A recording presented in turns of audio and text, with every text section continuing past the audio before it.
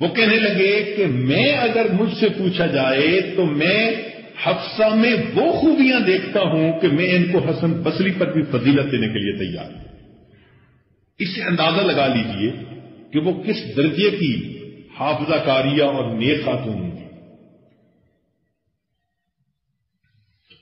کئی مرتبہ ابن سیرین رحمۃ اللہ علیہ قرآن مجید پڑھتے ہوئے کسی لفظ کی ادائیگی میں تھوڑا متردد ہوتے تو بچے کو بھیجتے تھے کہ جاؤ اور میری بہن حفصہ سے پوچھ کے آؤ کہ یہ لفظ کیسے پڑھنا ہے.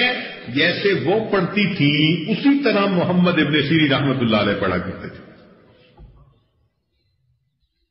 ایسی بھی اللہ کی بندیاں ہوئی. ان کے بارے میں آتا ہے کہ وہ رات ہوتی تھی تو عشاء کے بعد 2 رکعت کی نیت باندھتی تھی اور پوری رات اللہ کا قرآن پڑھنے میں گزار دیتی تھی. ان کی ایک باندھی تھی خادمہ، وہ عقل کی پوری تھی. ایک دن ہمسائے کے گھر گئی تو ہمسایوں نے کہا کہ بتاؤ تمہاری مالکہ کا کیا حال ہے. تو وہ بیچاری اب بات تو پوری سمجھتی نہیں تھی. کہنے لگی ٹھیک ہے، ان کا سناؤ کیسے اس کے دن رات گزرتے ہیں. کہنے لگی پتہ نہیں 20 سال مجھے ان کی خدمت کرتے ہو گئے، روز دیکھتی ہوں عشاء کا وقت ہوتا ہے بس وہ 2 رکعت نیت مان لیتی ہیں اور رونا شروع کر دیتی ہیں. مجھے اس بات کی سمجھ نہیں آئی کہ ان سے کون سا ایسا گناہ سرزد ہوا کہ 20 سال رونے کے بعد بھی ابھی معاف نہیں ہوا.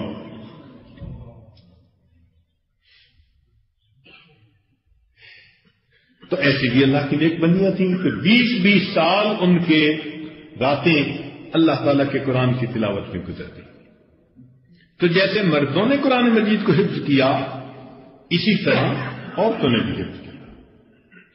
تو یہ قرآن مجید کی سافٹ کاپی. اچھا، ایکوریسی ایسی ہوتی ہے بعض لوگوں کے اندر کہ واقعی قرآن مجید کو انہوں نے صحیح معنوں میں ضبط کیا ہوتا ہے،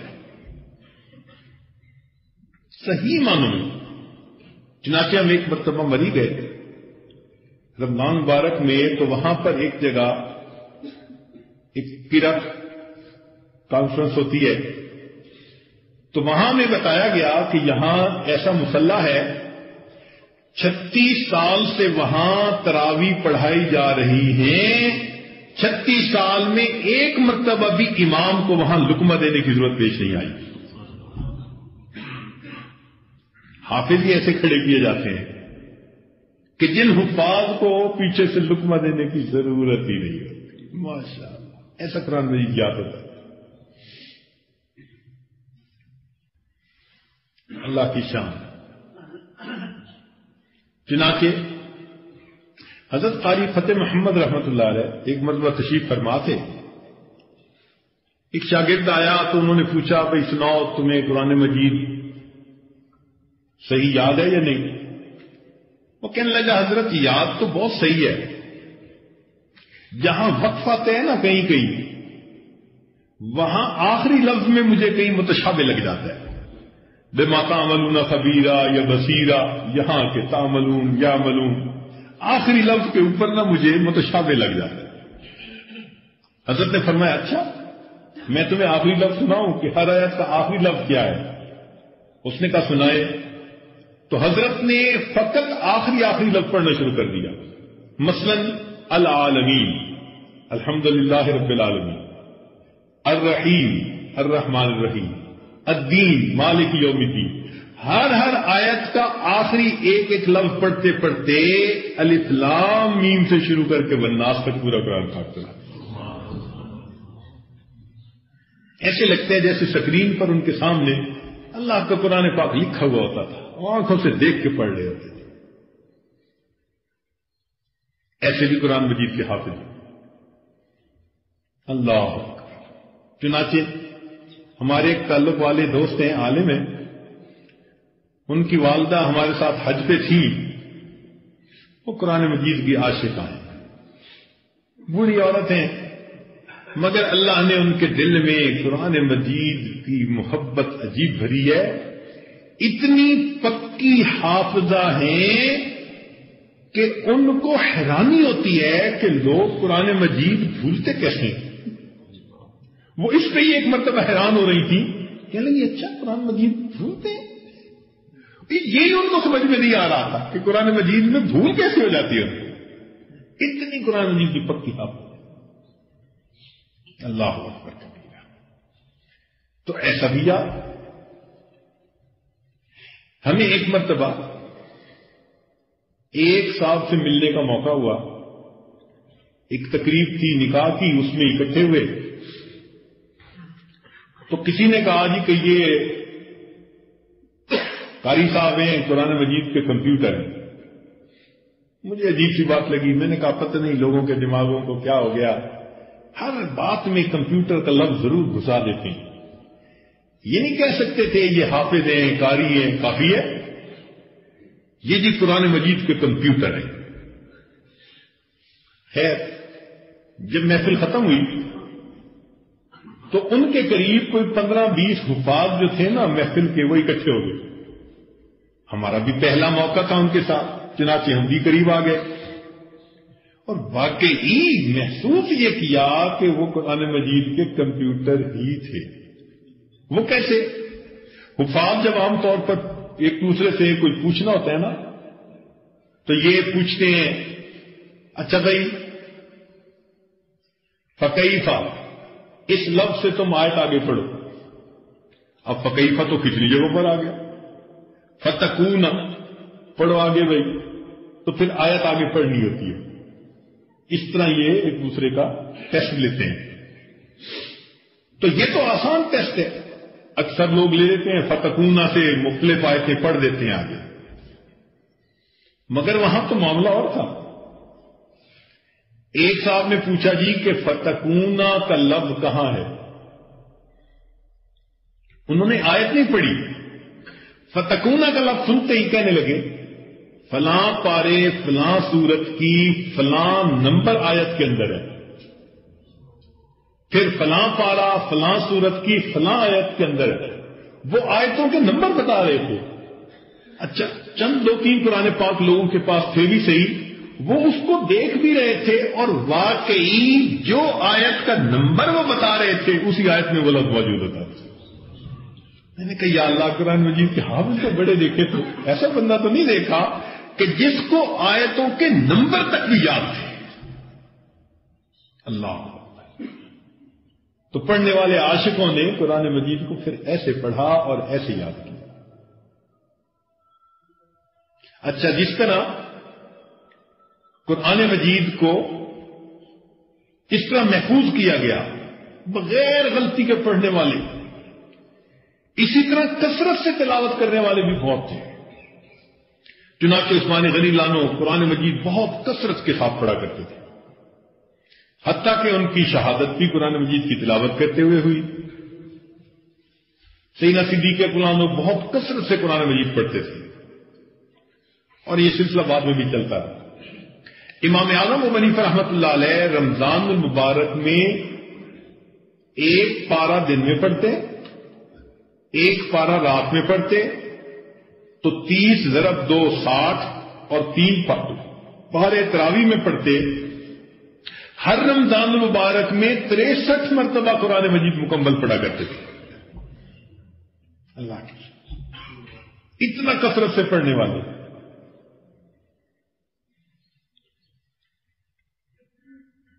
تو پڑھنے والوں نے اس کو پڑھا بھی خوب ہے. یہ اشاق کا قافلہ ہے اصل میں. یہ جو حفاظ ہیں نا, یہ اشاق کی ایک جماعت ہیں, اللہ تعالیٰ کی عاشق, اللہ کے قرآن کی عاشق. یہ اشاق کا ایک ٹولہ ہے, اس میں عجیب و غریب قرآن کے عاشق ہیں. چنانچہ یہی لاہور کی بات ہے. ایک عالم تھے, انہوں نے ناشتے پہ بلایا, کہنے لگے حضرت میرے والد قرآن مجید کے عاشق تھے. ہم نے کہا بھائی میں ان کو کچھ واقعہ سناؤ. کہنے لگے جی کہ ایک مرتبہ کسی نے انہیں بتایا کہ اگر آپ 2 سال روزانہ ایک قرآن پڑھتے رہیں تو قرآن مجید کا فیض آپ کی آنے والی جنریشن کے اندر جاری ہو جائے گا, نسل میں جاری ہو جائے گا. کہنے لگے میرے والد صاحب نے پڑھنا شروع کر دیا، روز ایک قرآن مجید مکمل پڑھ لیتے، روز قرآن مجید مکمل پڑھ لیتے، سردی بھی، گرمی بھی، صحت بھی، بیماری بھی، خوشی بھی، غمی بھی، دیس بھی، پردیس بھی، کتنے مختلف حالات ہوتے ہیں، مگر انہوں نے پورے 2 سال روزانہ ایک قرآن مجید مکمل کیا، حتیٰ کہ اللہ تعالیٰ نے ان کی نسل میں قرآن مجید اس طرح جاری کیا کہ آج میرے والد کے جتنے بیٹے، جتنی بیٹیاں اور ان کے آگے جتنے بیٹے، جتنی بیٹیاں 7 سال سے اوپر کی عمر کے ہیں، سب کے سب قرآن مجید کے حافظ ہیں۔ میرے والد کی نسل سے کوئی بچہ بچی ایسی نہیں کہ 7 سال سے اوپر عمر ہو قرآن کا حافظ نہ بنا۔ پڑھنے والوں نے اس کو 12 گھنٹے میں بھی پڑھا، 10 گھنٹے میں بھی پڑھا۔ ایک مرتبہ ہم سرحد کی طرف گئے تو وہاں ایک مدرسہ ہے جس میں گردان حفظ کو مضبوط پکا کرنے والی وہ بہت اچھی کرواتی ہے، ہمارے اپنے تعلق والے۔ تو میں نے ان سے پوچھا کہ جی بتائیں آپ کا طریقہ کار کیا ہے؟ انہوں نے کہا کہ ہم بچوں کو اس وقت سلاتے ہیں، اس وقت جگاتے ہیں، یہ کھلاتے ہیں، یہ سمجھاتے ہیں، سارا انہوں نے ترتیب بتائی۔ تو جب میں نے سب سن لیا تو میں نے کہا کہ جی پھر آپ اس کا امتحان کیسے لیتے ہیں؟ کہنے لگے جی بس ہم ایک ہی سوال پوچھتے ہیں۔ میں حیران ہوا کہ قرآن مجید کا حافظ بن کے امتحان دینے اور ایک ہی سوال پوچھتے ہیں۔ میں نے کہا جی کیا؟ کہنے لگے جی 4-5 حفاظ اس پہ گرد بیٹھ جاتے ہیں، ہر ایک کے پاس قلم ہوتا ہے، کاغذ ہوتا ہے، اور ہر ایک نے الگ الگ اس کی غلطی کو نوٹ کرنا ہوتا ہے، الفاظ کی غلطی کہاں، حروف کی ادائیگی کی غلطی کہاں، یہاں غنہ نہیں کیا، یہاں پر نہیں کیا، یہاں اس کی مدد ٹھیک نہیں کھینچی، فلاں نہیں کیا، صفات کا بھی خیال رکھتے ہیں، تجوید کا بھی، اور ہر ایک اپنا اپنا لکھتا رہتا ہے۔ 4-5 ممتحن ہوتے ہیں گرد بیٹھے ہوئے، اور کہنے لگے جی صرف ایک جو ہے نا اس سے سوال پوچھتے ہیں۔ کہ جی کون سا سوال پوچھتے ہیں؟ کہنے لگے جی وہ 5 حافظ ایک وقت میں بیٹھ کر اس بچے کو کہتے ہیں بچہ ہمیں پورا قرآن سنا دو۔ بس ایک سوال کہتے ہیں اس سے، کہتے ہیں بچہ ہمیں پورا قرآن سنا دو۔ اس بچے کو الف لام میم سے لے کر والناس تک پورا قرآن 5 استادوں کے سامنے پڑھنا ہوتا ہے۔ میں نے کہا اچھا ایسا مشکل؟ انہوں نے ایک بچے کو پیش کیا، وہ بچہ یہ ماشاءاللہ حافظ محمد دین صاحب کی عمر کا بچہ تھا، اسی قد و قامت کا۔ کہنے لگے جی یہ بچے نے 2 دن پہلے امتحان دیا، جب ہم نے اسے کہا کہ بچہ ہمیں قرآن سنا دو تو اس نے الحمدللہ سے پڑھنا شروع کیا، اور ایسے اس نے پڑھا کہ جیسے پانی پہ کوئی چیز تیرتی جاتی ہے، سناتے ہوئے نہ کہیں اٹکا، نہ بھولا، نہ کہیں متشابہ لگا، نہ کہیں لوٹایا، اور اس نے اس طرح الحمد سے والناس تک پورا قرآن پاک سنا دیا۔ تو 8 گھنٹے کے اندر آج ایک بچہ اللہ کے قرآن کو بیٹھ کر سنا دیتا ہے۔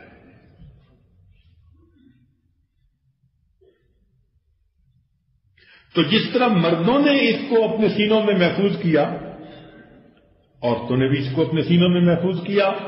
یہ کون تھے؟ یہ قرآن مجید کی سافٹ کاپیز تھی، اب بھی دنیا میں موجود ہے۔ ہمارے ایک دوست تھے، 1973 کی بات ہے شاید، اس زمانے میں ایک ایسا وقت آ گیا تھا کہ جب دہریت، سوشلزم، کمیونزم کی طرف لے جانے والے بڑے ایکٹیو ہو گئے تھے۔ کوئی کہتا تھا ایشیا سرخ ہے، کوئی کہتا تھا ایشیا سبز ہے، وہ عجیب سا سلسلہ تھا۔ اس زمانے میں ہم یونیورسٹی میں تھے، تو ہمارے ایک دوست جو تھے وہ سٹیل مل کراچی کے اندر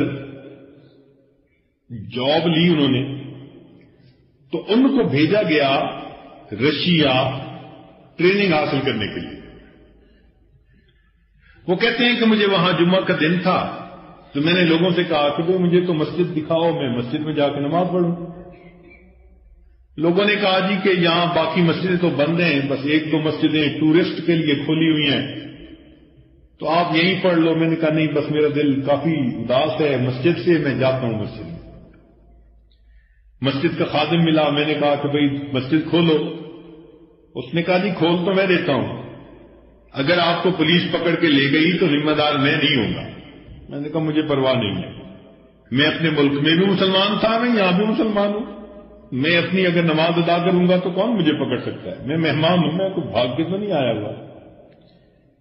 کہنے لگے میں نے اذان دی، نماز پڑھی، تو قریب کے گھروں کے جو بچے تھے نا انہوں نے مجھے دیکھ لیا، تو انہوں نے اپنے گھر والوں کو جا کے بتا دیا۔ جب میں نماز پڑھ کے نکلنے لگا تو قریب کے چند مرد عورتیں جو تھے وہ آئے، مجھے دیکھا اور اشارہ کیا کہ بھئی آپ ہمارے پاس چائے کی دعوت قبول فرمائیں۔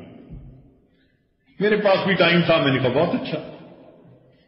کہنے لگے کہ میں ان کے پاس چلا گیا، جب ان کے گھر چلا گیا انہوں نے کنڈی لگا لی اور انہوں نے دیکھا کہ اب باہر کا بندہ کوئی نہیں، تو وہ بڑے اب مطمئن ہو گئے کہ چلو سب اپنے ہیں، اب کوئی انٹیلیجنس والا نہیں ہے کہ جو شکایت لگائے گا مصیبت کھڑی کرے گا۔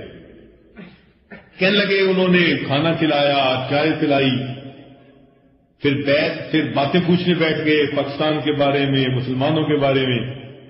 اب صورتحال ایسی تھی کہ جہاں میں بیٹھا تھا میرے آگے چھوٹے چھوٹے بچے تھے، ان کے پیچھے مرد تھے اور مردوں کے پیچھے گھروں کی عورتیں بھی تھیں۔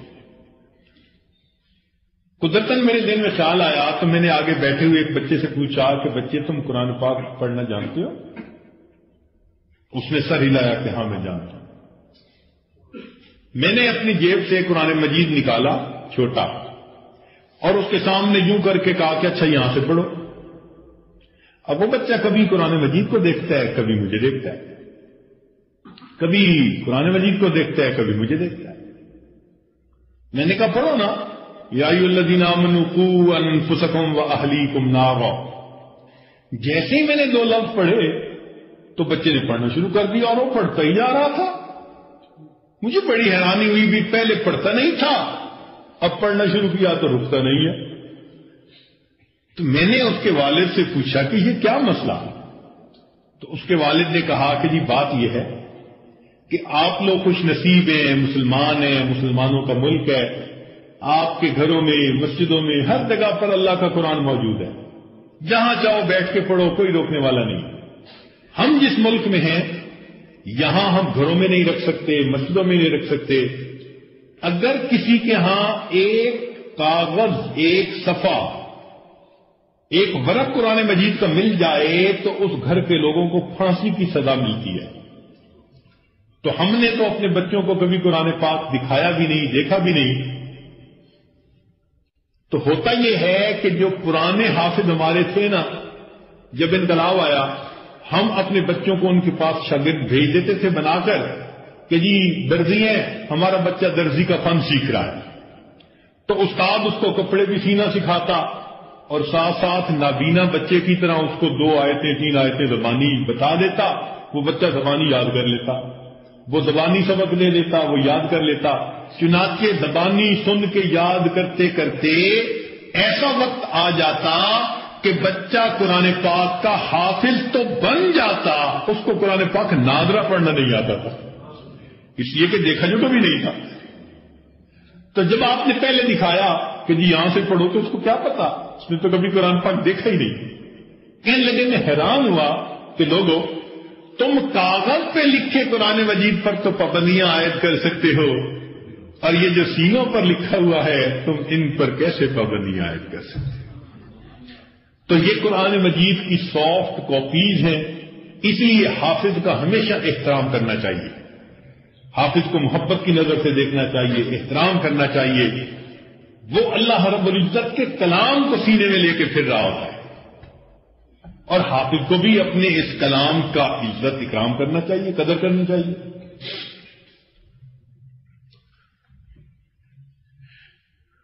یہ تو تھی قرآن مجید کی سافٹ کاپیز، ان کو آج مدارس کے اندر بنایا جاتا ہے۔ یہ کاپی سینٹر ہوتے ہیں نا، فوٹو کاپی سینٹر، تو یہ جو مدارس ہیں نا، ان کا ٹیکنیکل نام ہے قرآن کاپی سینٹر، کہ ایک بندے کو اللہ نے قرآن کا حافظ بنایا ہوتا ہے اور وہ استاد بیٹھ کے ماشاءاللہ دوسرے بچوں کے ذہن میں، دلوں میں اس کو کاپی کر دیتا ہے۔ ماشاءاللہ خوش نصیب ہیں وہ لوگ کہ جن کے گھروں میں کوئی بچہ کوئی بچی قرآن مجید کا حافظ بنا ہوا ہے۔ تمنا تو ہر بندے کو رکھنی چاہیے۔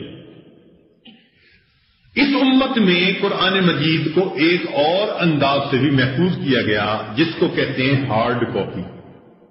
چنانچہ نبی علیہ السلام پر جب وحی اترتی تھی تو آپ صحابہ کرام میں سے کوئی 15-16 کے قریب حضرات تھے، وقتاً فوقتاً کبھی کوئی ہوتا کبھی کوئی ہوتا، جو لکھنا جانتے تھے۔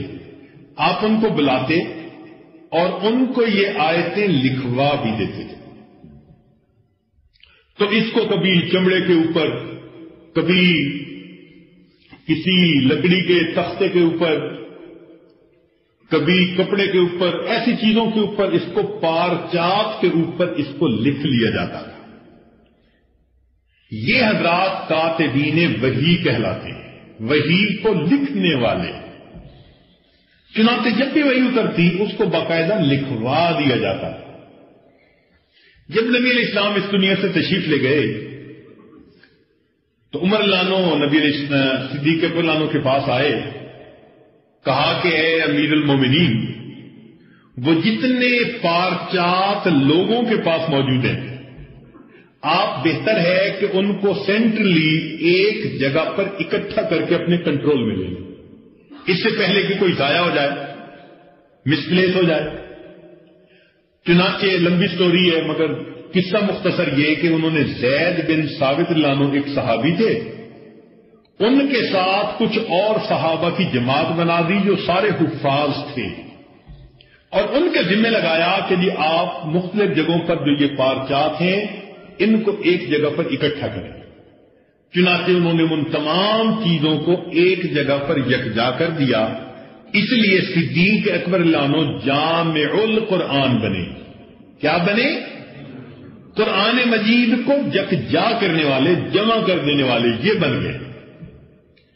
پھر اس کے بعد سیدنا عثمان رضی اللہ عنہ کے زمانے میں ایک وقت آیا کہ جب اسلام خوب چاروں طرف پھیلا، 44,000 مربع میل تک پھیلا ہوا تھا، تو انہوں نے کیا کیا کہ اس وقت چمڑے کے اوپر کھدائی کر کے اس کو لکھوایا اور اس کی 7 کاپیاں بنوائیں، جلدیں بنوائیں، اور 7 مختلف ملکوں میں، علاقوں میں اس کو بھیجا کہ بھئی یہ اللہ تعالیٰ کا قرآن ہم نے یکجا کر دیا ہے، اب اس کو تم ریفرنس کاپی سمجھ کے اس کے مطابق تم آگے چلاتے رہو۔ چنانچہ یہ کاپی پوری دنیا میں پھیلی، آج بھی دنیا کے عجائب گھر میں یہ کاپیاں موجود ہیں۔ چنانچہ عثمان رضی اللہ عنہ کے پاس اپنا جو صحیفہ تھا وہ آج کل تاشکند کی ایک مسجد ہے، اس کو کہتے ہیں تلہ شیخ کی مسجد، وہ اس میں ابھی بھی موجود ہے۔ اللہ اکبر۔ یہ جو کتابت کا سلسلہ تھا نا، یہ بھی پھر چل پڑا، اور پھر لوگوں نے اپنے لیے قرآن مجید لکھنے شروع کر دیے۔ کچھ کاتب لوگ ہوتے ہیں جن کو اللہ تعالیٰ خوش خطی دیتے ہیں، انہوں نے مستقل قرآن مجید اپنے لیے، دوسروں کے لیے لکھنے شروع کر دی۔ یہ کتنا لیبوریس کام تھا۔ آج تو فوٹو کاپی کرو، پرنٹ کرو، کتنی آسانی ہے۔ اس وقت گھر کے اندر قرآن پاک رکھنے کے لیے پورے قرآن مجید کو لکھوایا جاتا۔ یہ کام بنین کی نسبت بنات نے زیادہ کیا، مردوں کی نسبت عورتوں نے زیادہ کیا، بچوں کی نسبت بچیوں نے زیادہ کیا۔ چنانچہ کیا ہوا کہ ہر بچی جب پڑھ کے عالمہ بن جاتی، دین پڑھ لیتی، اور ابھی اس کی شادی میں کچھ وقت ہوتا تو وہ کیا کام کرتی کہ روزانہ گھر کے کام سے فارغ ہو کے وضو کر کے بیٹھ جاتی اور اپنے لیے قرآن مجید کا ایک نسخہ تیار کرتی، خوبصورت لکھ کے، بہت خوبصورت، محبت سے ایک ایک صفحہ لکھتے لکھتے جب پورا قرآن پاک وہ تیار کر لیتی تو اس کے والدین اس کی سنہری جلد بنوا دیتے. جب اس بچی کی شادی ہوتی تو جہیز میں اس کو قرآن پاک ساتھ دیا جاتا. اس دور میں ہر بچی اپنے لیے قرآن مجید لکھتی تھی، چنانچہ بچیوں کے ذریعے ہر گھر میں قرآن پہنچنا شروع ہو گیا اور یوں امت میں پھیلتا چلا گیا.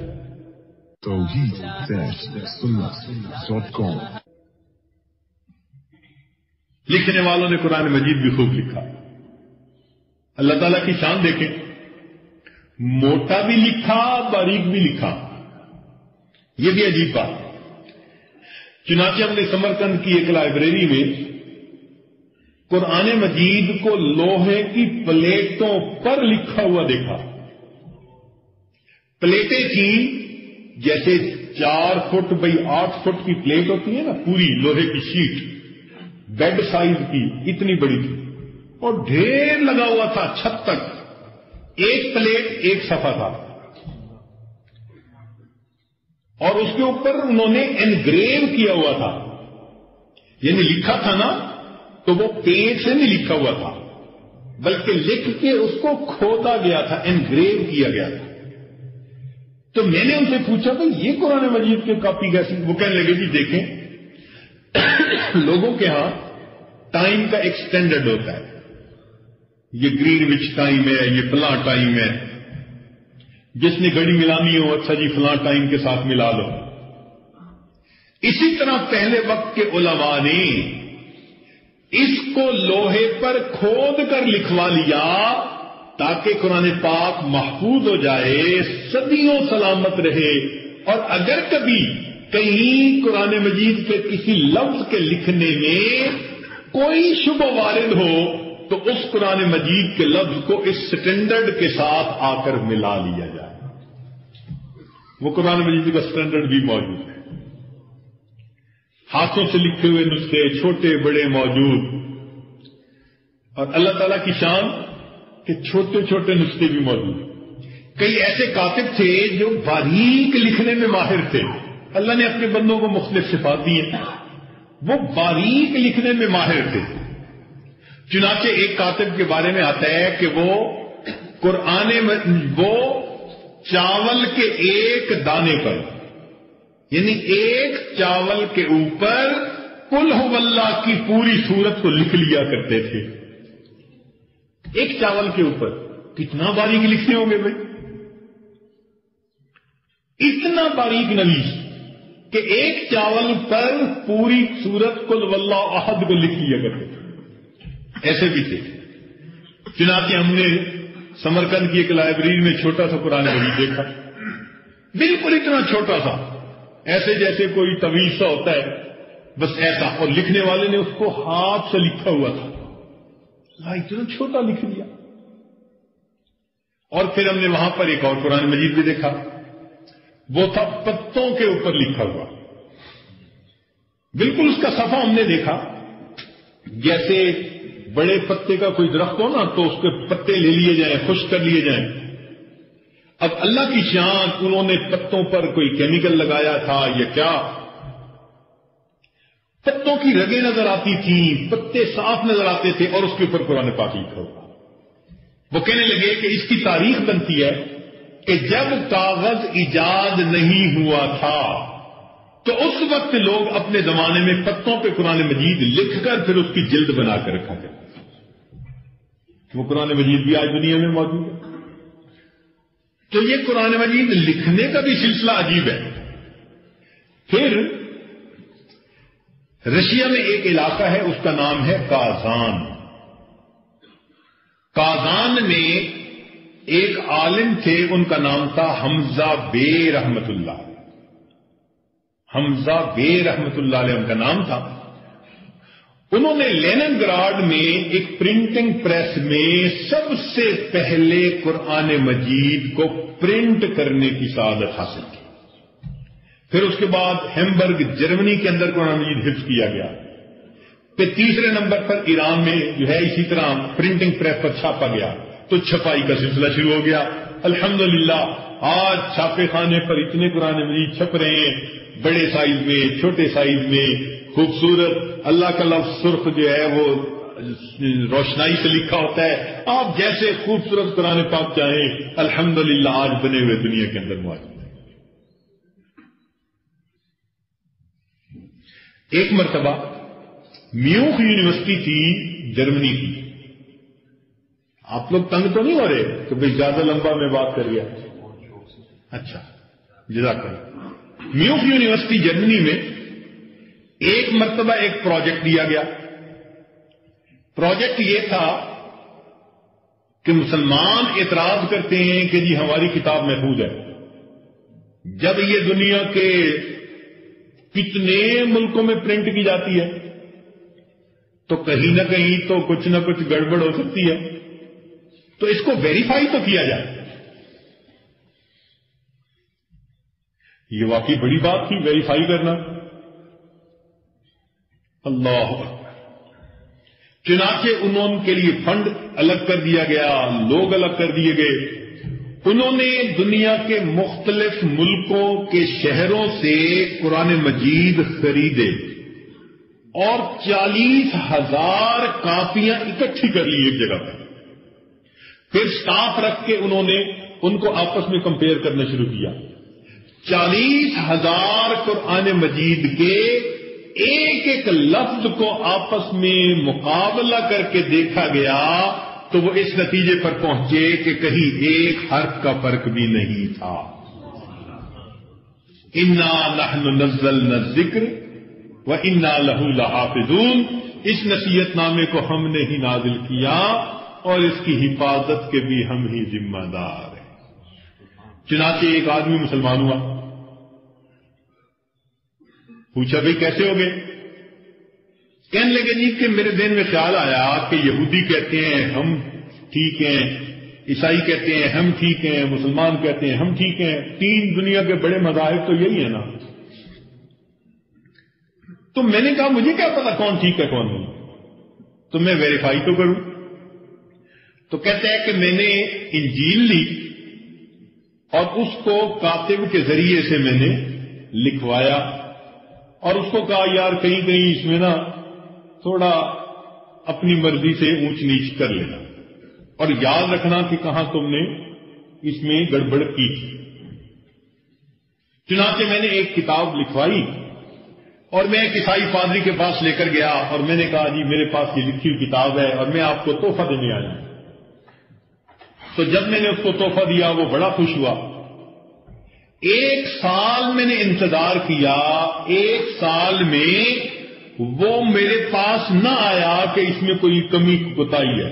تو میں سمجھ گیا کہ اس کتاب کی حفاظت بالکل نہیں، اگر ہوتی تو اس کو اس میں غلطی کا پتہ چل جاتا. تو میں نے کہا یہ غیر محفوظ کتاب ہے. پھر میں نے تورات لی، اس کو بھی میں نے لکھوایا اور اس میں بھی اسی طرح گڑبڑ کروائی اور ایک ربائی کو جا کر میں نے ہدیہ دیا. 1 سال ویٹ کیا، 1 سال تک وہ بھی اس کو ہر ہفتے کے دن پڑھ پڑھ کے سناتا تھا سینیگوگ میں اور اس کو بھی کہیں پتہ نہ چلا کہ اس میں کوئی ایڈیشن یعنی یا سبٹریکشن تھی یا نہیں تھی. میں نے سمجھ لیا کہ یہ کتاب بھی غیر محفوظ ہے.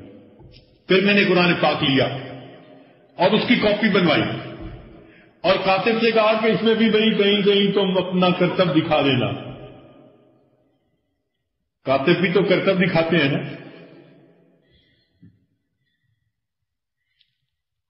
چنانچہ ایک کاتب تھا جس کو لکھتے ہوئے کچھ نہ کچھ اونچ نیچ کر دینے کا شوق تھا، خپت تھا، وہ کچھ نہ کچھ کر ہی دیتا تھا. لوگ لے کے آتے تھے مسودہ کچھ اور وہ اپنی مرضی سے کچھ نہ کچھ کر دیتا تھا. ایک بندے نے اس سے قرآن پاک لکھوانا تھا. اس نے کہا بھائی میں نے سنا ہے کہ تم کر دیتے ہو، خبردار اس میں کچھ نہ کرنا. اب وہ جاہل تھا، اتنا علم تو تھا نہیں. لوگ کاتب نے پتہ کیا تماشا کیا کہ اس کے لیے قرآن پاک لکھ دیا. اس نے کہا کوئی اس میں تم نے گڑبڑ تو نہیں کی؟ کہ نہیں گڑبڑ میں نے کوئی نہیں کی، بس 1-2 جگہ ایسے ذرا مجھے کچھ محسوس ہوا تھا. اس نے کہا کیا؟ کہنے لگا کہ لکھا ہوا ہے فخر موسیٰ صعقا، تو خر تو گدھے کو کہتے ہیں اور گدھا تو عیسیٰ علیہ السلام کا نام تھا، اور یہاں موسیٰ علیہ السلام کا نام تھا تو وہاں میں نے موسیٰ کی جگہ عیسیٰ کا نام لکھا. اور عصا آدم، تو عصا تو تھا حضرت موسیٰ علیہ السلام کا، تو نام آدم لکھا ہوا تھا، میں نے موسیٰ علیہ السلام لکھ دیا. اس نے کہا پھر کیا؟ کہنے لگا بس میں نے اور کیا کہنا تھا. ایک دو جگہ میں نے دیکھا فرعون کا نام تھا، قارون کا نام تھا، تو وہ مجھے اچھے نہ لگے کہ دیکھو یہ کافر لوگ ہیں، ان کے نام قرآن میں، تو میں نے تمہارے باپ اور دادا کا نام لیا. اس نے کہا اور کیا کیا؟ کہنے لگا یار بس مجھے 3-4 جگہ شیطان کا نام بھی یاد ہے. تو میں نے کہا کہ اس مردود کا نام تو بالکل نہیں ہونا چاہیے، تو تم جو کہ لکھوا رہے تھے میں نے تمہارا نام اس کی جگہ پر لکھا.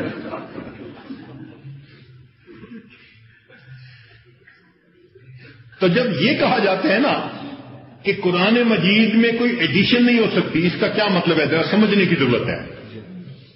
اس کا مطلب یہ نہیں ہے کہ اب کوئی کاپی ایسی پرنٹ ہی نہیں ہو سکتی جس میں کوئی لفظی غلطی نہ ہو، نہیں، پاسبلٹی ہے، لیکن غلطی اس میں قرار نہیں پکڑ سکتی. بات سمجھ رہے ہیں نا؟ کوئی بندہ چھاپنے والا چھاپ سکتا ہے جس میں غلطی سے کوئی حرف ہو، کوئی نقطہ اونچ نیچ ہو جائے، کوئی زیر زبر کی غلطی ہو جائے، ایسا پاسبل ہے، ہاں، لیکن وہ غلطی قرار نہیں پکڑ سکتی. جیسے ہی کسی کے پاس آئے گا تو بندہ اس کو دیکھے گا تو حافظ فوراً بتا دے گا کہ بھئی یہ تو یہاں پر ٹھیک نہیں لکھا ہوا. تو غلطی قرار نہیں اس میں پکڑ سکتی. چنانچہ وہ کہتے ہیں کہ میں نے قرآن پاک لکھوایا جس میں کاتب نے کرتب بھی دکھایا، اور میں حافظ قرآن کے پاس لے کر گیا. میں نے کہا یار میرے پاس ایک کاپی تھی، کتاب تھی، تو میں تمہیں ہدیہ دینے آؤں. کہنے لگے 3 دن نہیں گزرے تھے میرے گھر کا دروازہ کھٹکھٹایا گیا. میں باہر نکلا، میں نے دیکھا کہ حافظ صاحب ذرا سیریس ہیں اور مجھے کہتے ہیں کہ یہ کاپی آپ نے کس سے لکھوائی تھی؟ میں نے کہا کہ ہاں ایک کاتب سے لکھوائی تھی. اس نے کہا اس نے سوتے ہوئے لکھی تھی یا جاگتے ہوئے لکھی تھی؟ میں نے کہا یار جاگتے ہوئے لکھی ہوگی. کہنے لگا کیوں؟ اس میں اس نے کتنی غلطیاں کی؟ کہنے لگا اس نے پہلے صفحے سے اس کو کھولنا شروع کیا، ہر جگہ پر جہاں اس نے اونچ نیچ کی تھی نا، سب جگہوں پر نشان لگا کر پورے قرآن پاک کی جو اس میں غلطیاں کی گئی تھی سب کو الگ کر دیا. میں سمجھ گیا کہ واقعی دنیا کی یہ وہ کتاب ہے کہ جس کے اندر کسی اور چیز کی ملاوٹ کرنا ممکن نہیں ہے. لہذا کلمہ پڑھ کے میں مسلمان ہوں. انا نحن نزلنا الذکر وانا لہ لحافظون، بے شک اس قرآن مجید کو ہم نے ہی نازل کیا اور اس کی حفاظت کے بھی ہم ہی ذمہ دار ہیں. اب آپ کو ایک بات سنائیں اور پھر جان بخشی کریں.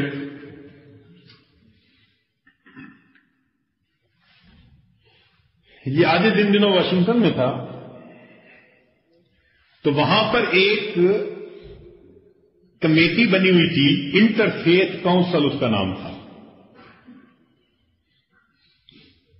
کسی نے آ کر بتایا کہ جی اس میں مسلمان یعنی ہندو بھی ہیں اور یہودی بھی ہیں، عیسائی بھی ہیں، فلاں بھی ہیں، فلاں بھی ہیں، مگر مسلمان کوئی بھی نہیں. چنانچہ وہ لوگ جب اکٹھا مل بیٹھتے ہیں نا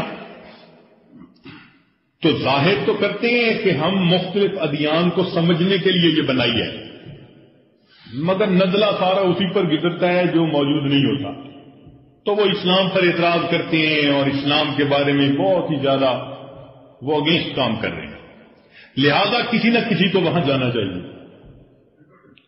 اب وہ علاقے کے علماء نے مشورہ کیا کہ بھئی وہاں جانے کے لیے تو ایسا بندہ ہو کہ جس کو اگر کچھ دین کا علم ہے تو ساتھ اس کو موجودہ علوم بھی حاصل ہوں تاکہ ان سے بات بھی کر سکے، انگریزی میں بات کر سکے، سائنٹیفک بیک گراؤنڈ ہو، وہ سائنٹیفک کوشچن کوئی کریں تو ان کو ڈیل کر سکے.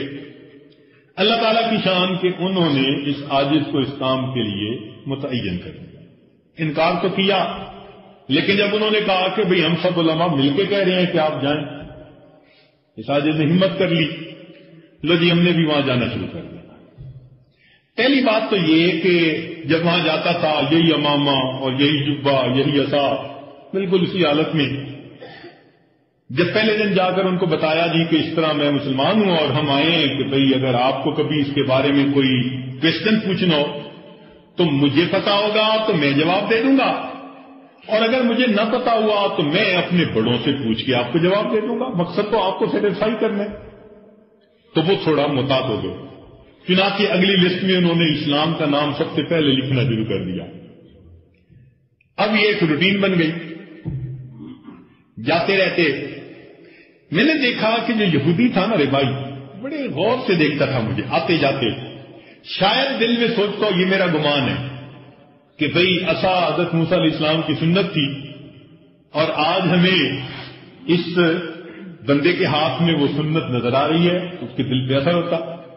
اور ایک دن اس کی تصدیق ہو گئی کہ جب میں آیا بیٹھا نا اس کے پاس آ کر کرسی پہ تو کہنے لگا کہ you always come with a different respective look, یہ اس کے الفاظ تھے، you always come with a different respective look. تو اس کا مطلب یہ ہوا کہ سنت نے اس کے دل کے اوپر بھی ایک روب قائم کر دیا تھا، اللہ کی شان۔ لگی ایک دن کی بات ہے جو متعلقہ بات ہے اس ٹاپک سے کہ سیکٹری نے کہا جی کہ اچھا نیکسٹ میٹنگ کب ہو اور کیا ایجنڈا ہو، تو میں نے انہیں کہا کہ جی نیکسٹ میٹنگ کا ایجنڈا یہ ہونا چاہیے کہ ہر دین والا اپنے ہاں جو اللہ کا کلام تھا اس کو اگلی میٹنگ میں پڑھے اور تھوڑا سمجھائے تاکہ ہمیں سب آسمانی کتابوں کو سننے سمجھنے کا موقع ملے۔ تو ورڈ آف گاڈ کو پڑھے اور ہمیں بتائے۔ وہ تو جی تھوڑی سی بات کرنے کی ضرورت تھی، وہ سیکٹری کو تو فوراً بہت خوش ہو گیا، کہنے لگے یس اگلی میٹنگ کا ایجنڈا یہی ہے، ہر دین والا اپنی جو کتاب ہے ورڈ آف گاڈ ہے اس کو پڑھے گا اور اس کے بارے میں ذرا سمجھائے گا۔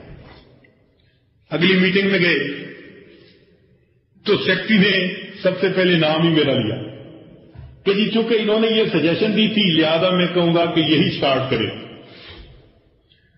لو جی ہم نے قرآن مجید میں سورہ فاتحہ کی تلاوت کی اور اس کے بارے میں کچھ سمری ان کو بتا دی۔ کیوں سورہ فاتحہ تلاوت کی؟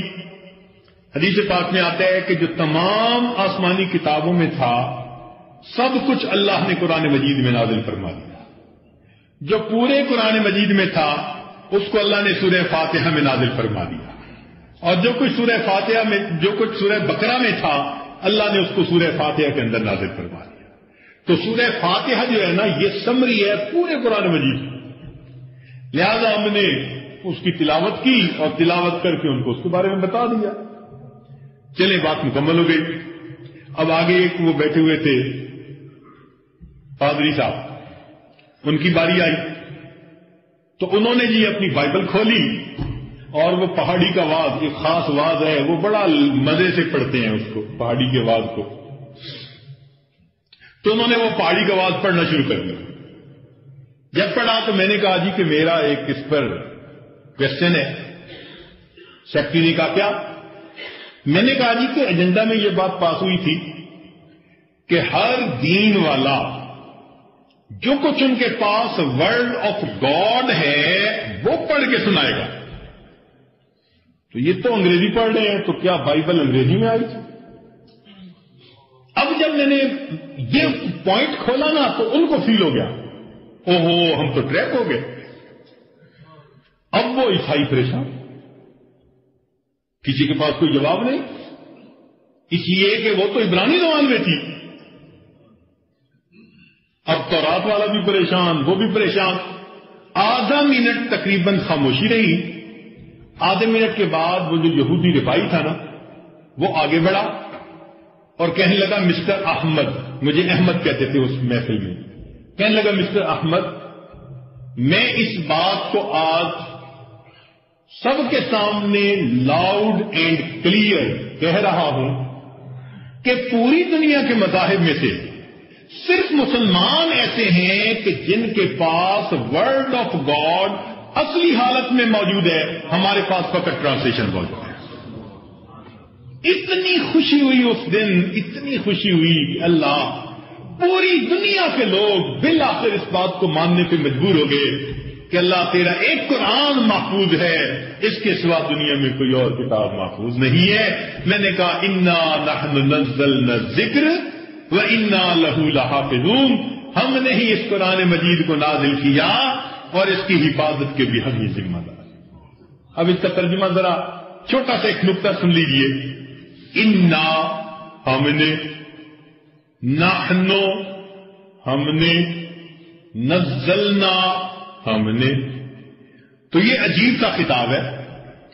بندہ تو ایک دفعہ کہتا ہے نا جی ہم نے نازل کیا، کافی ہوتا ہے نہیں۔ انا ہم نے، نحن اس کا معنی بھی ہم نے، نزلنا اس کا معنی بھی ہم نے، یہ کیا مسئلہ ہے؟ تو علماء نے پھر اس کے معارف کو کھولا۔ وہ کہتے ہیں کہ تاکید میں کئی مرتبہ بات کو ذرا لوٹا کر کیا جاتا ہے تاکہ اگلے کے دل کو تسلی ہو جائے۔ اللہ تعالیٰ نے اس صیغے میں جو اس کو استعمال کیا نا الفاظ کو، ان کا مطلب تاکید تھا۔ کیا؟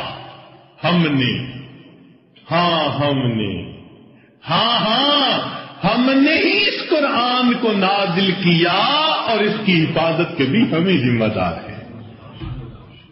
اللہ رب العزت ہمیں بھی قرآن مجید کے فیوزات سے، انوار و برکات سے حصہ نصیب فرمائے اور قیامت کے دن اس قرآن مجید کی شفاعت نصیب فرمائے۔ اور جو بچہ حافظ بنا، اللہ تعالیٰ اس بچے کو عامل قرآن بنائے، عالم قرآن بنائے، ناشر قرآن بنائے، داعی قرآن بنائے۔ اللہ تعالیٰ اس بچے کو عاشق قرآن بنائے۔ اس کے ماں باپ، بہن بھائی، عزیز اقارب جتنے بھی ہیں، اللہ تعالیٰ ان سب کو اس بچے کی خوشیاں نصیب فرمائے۔ اور جو بچے حفظ کر رہے ہیں یا جن کے بچے حفظ کر رہے ہیں، اللہ تعالیٰ ان سب کے لیے قرآن مجید کا حفظ کرنا آسان فرمائے۔ اور آج کی تقریب میں جتنی خدمت کی جماعت نے کام کیا، دوست احباب نے کام کیا، اللہ سب کی محنت کو قبول فرما کر سب کو اپنے مقبول بندوں میں شامل فرمائے۔ وآخر دعوانا ان الحمد للہ رب العالمین۔ جی، خواتین کی طرف سے میں حضرت والا سے عرض کر رہا تھا کہ ریکویسٹ آئی ہے بیعت کی، اور یہاں بھی کچھ ساتھی موجود ہیں جو بیعت ہونا چاہتے ہیں، تو آپ حضرات توبہ کے کلمات پڑھ لیجئے۔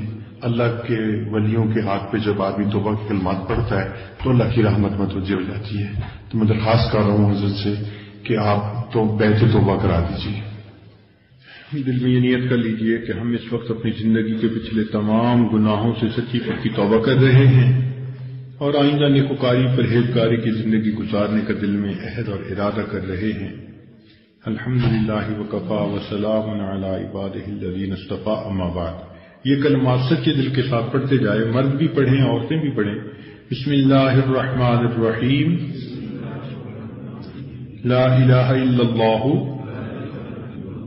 محمد رسول اللہ، آمنت باللہ وملائکتہ وکتبہ ورسلہ والیوم الآخر والقدر خیرہ وشرہ من اللہ تعالی والبعث بعد الموت، آمنت باللہ کما ہوا باسمائہ وصفاتہ وقبلت جمیع احکامہ اقرار باللسان وتصدیق بالقلب، اشہد ان لا الہ الا اللہ واشہد ان محمدا عبدہ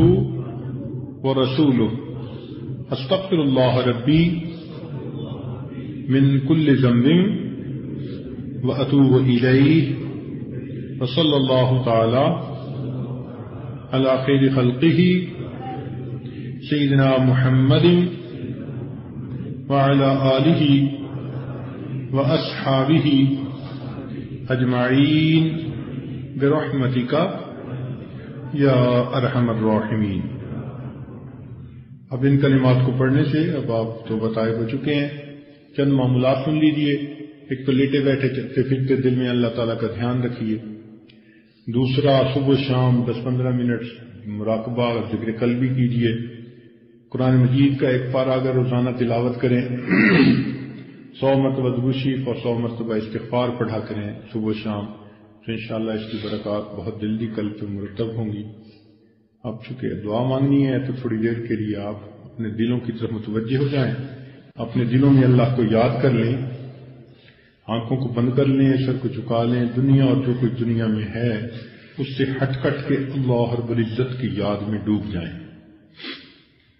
یہ تصور کریں کہ اللہ رب العزت کی رحمت آ رہی ہے، دل میں سما رہی ہے، دل کی ظلمت اور سیاہی دور ہو رہی ہے، اور دل کہہ رہا ہے اللہ اللہ اللہ۔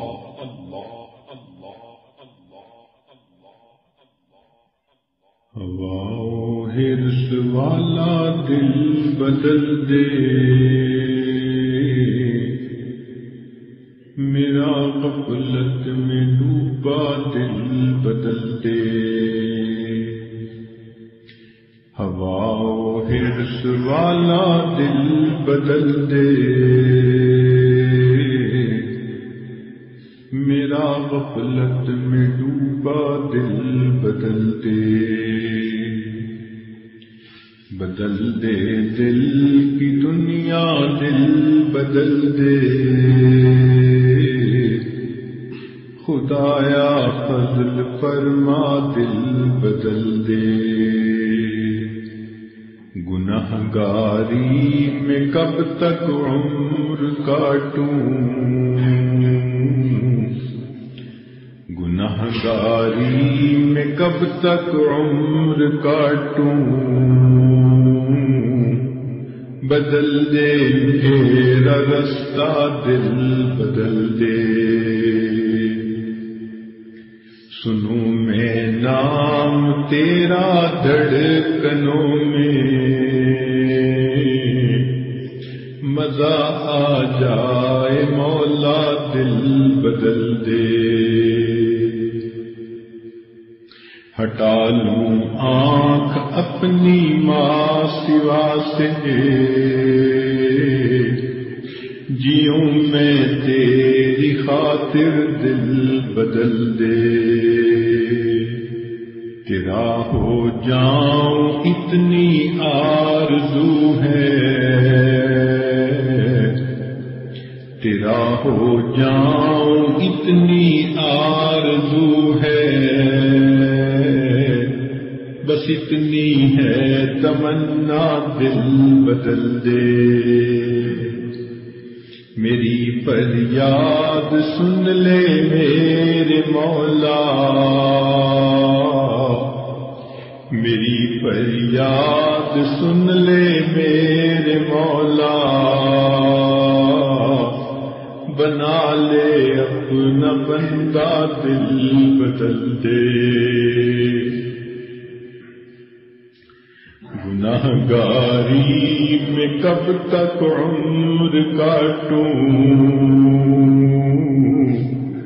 بدل دے میرا رستہ دل بدل دے۔